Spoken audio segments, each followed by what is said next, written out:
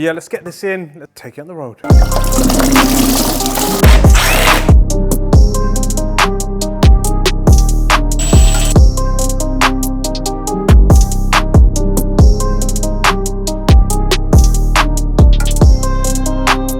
I'm going to do a full pull and see what sort of temperatures we hit. What's going on, guys? Welcome back to the NVM channel. Another episode on the NVM240i. Hope you guys enjoy it.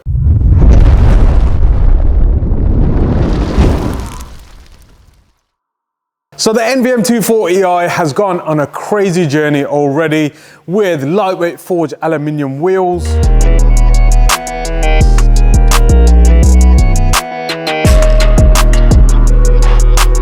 lowering springs and a body kit,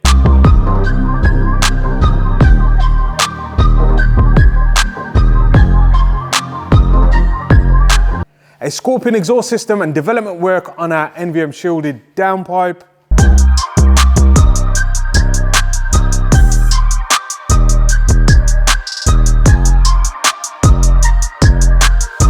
and our good friend Misha has absolutely sent it round the Nürburgring. I'm very excited to drive your particular car because so far I have experience with a fully stock car, which was quite soft, like you mentioned. It's like, oh,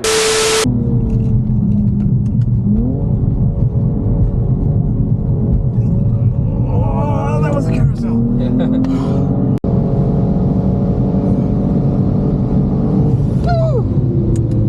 No, I loved it. Like for me, it was like I said, the power delivery is very nice. It's very controllable. We could have a conversation. I could drive and not being afraid of killing ourselves. In the last episode, we tuned this car to almost 520 brake horsepower thanks to a blend of ethanol in the fuel tank. So I should be wearing my lab coat, right? The one thing we did realise when taking the stock turbocharger to the limit on ethanol was intake temperatures, and in today's episode we are going to address that with an intake manifold from Wagner Tuning.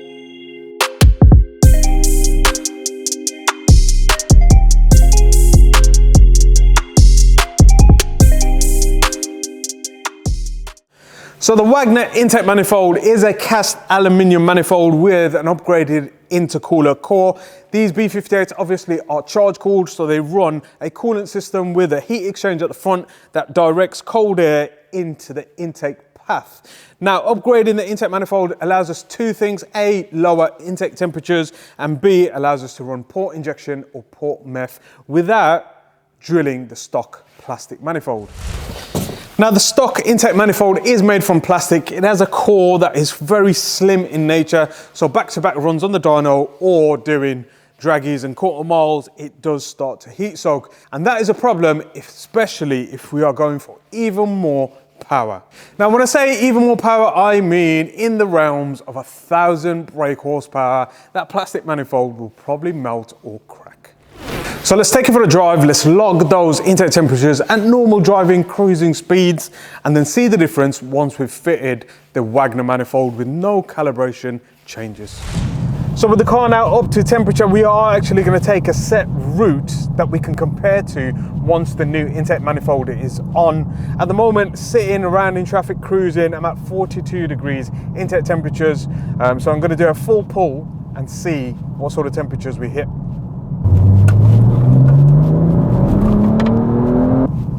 So that was a third gear full pull, just 2 runs consecutively back to back, and intake temperatures are resting at 48 degrees and they got up to 60 degrees at the peak. But again, what we'll try and do is fit that intake manifold and run the same route, same sort of conditions, and see if there's any reduction in temperature for day-to-day use.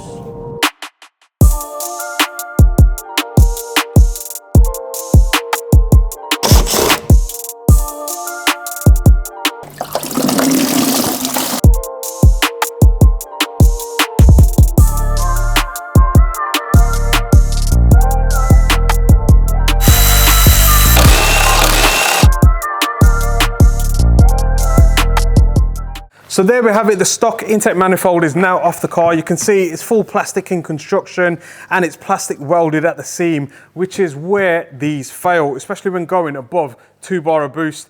These can crack crack catastrophically and send plastic shards internal of your combustion chamber. So yeah, we'll transfer over the throttle body to the new manifold. I mean, this manifold is about 128% larger in size, and it reduces intake temperatures by a claimed 20 degrees, but we will test that on the road later on.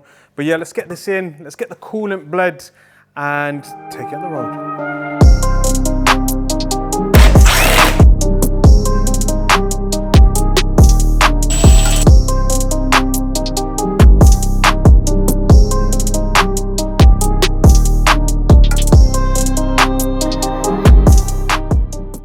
So with the intake manifold now fitted, I can't actually tell any noticeable difference at part throttle, but I can see the resting or cruising intake temperature is 36 degrees. So already a reduction in about 6 degrees cruising. So we're going to do the same 2 pulls in 3rd gear at the same boost and calibration that we were on before and see what difference it makes. Well, that's impressive. Intake air temperatures haven't really budged much from cruising, which is probably an overall reduction in about 20 degrees, which has absolutely shocked me. But we'll go through the data log and we'll stick it on the dyno to see the actual differences in a controlled environment too.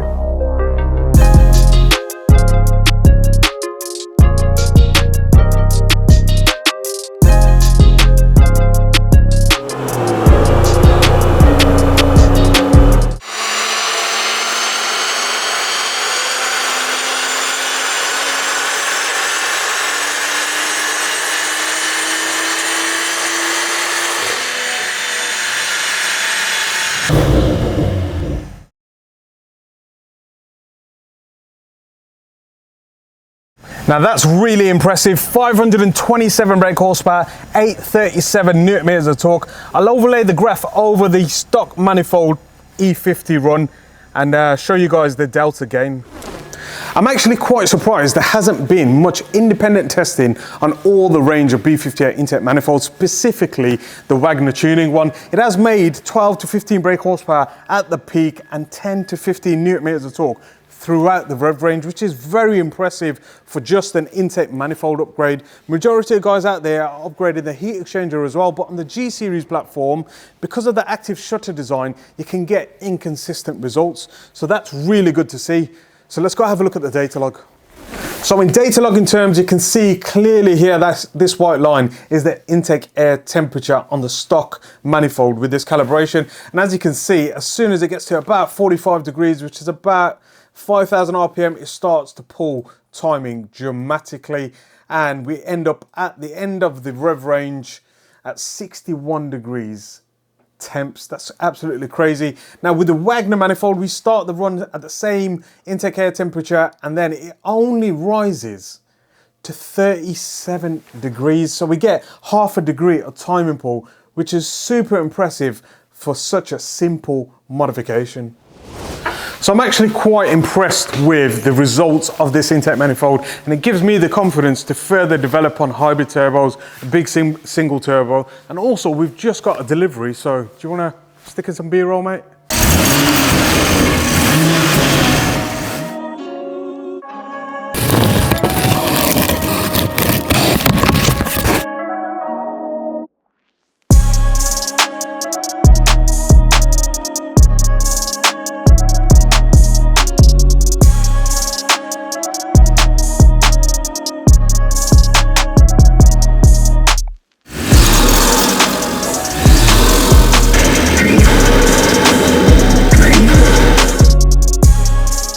So this is still in prototype phase. We have kind of mocked up the heat shield. We've also added a rear heat shield to keep all turbocharger heat away from the intake. The silicon inlet elbow is uniform and it has a larger diameter to the inlet as well.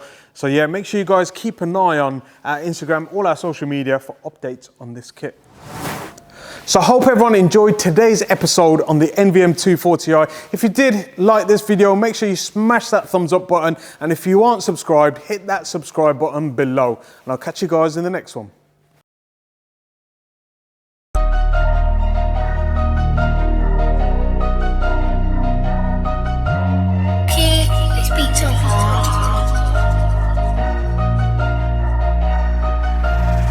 Don't matter if you cars for the road or tracks. Mexico on the lanes or Dunnington doing up laps. Car man, I got maps doing up maps. Maximum power, cars get gapped. They got tuners, we got tuners, but they're tuners a load of. Man got the map, what kind of map? Best boat map, fastest lap. Zoom in past, don't watch how big mad map. Maps, take a passenger seat, watch a man collapse. Foot to the floor, rev to the max. See him come through like axe. All you see is flames, all you hear is bullets and bats. He's doing it well, he's doing it right, and they can't do it like man. NV Motorsport, it's in the game. Gang.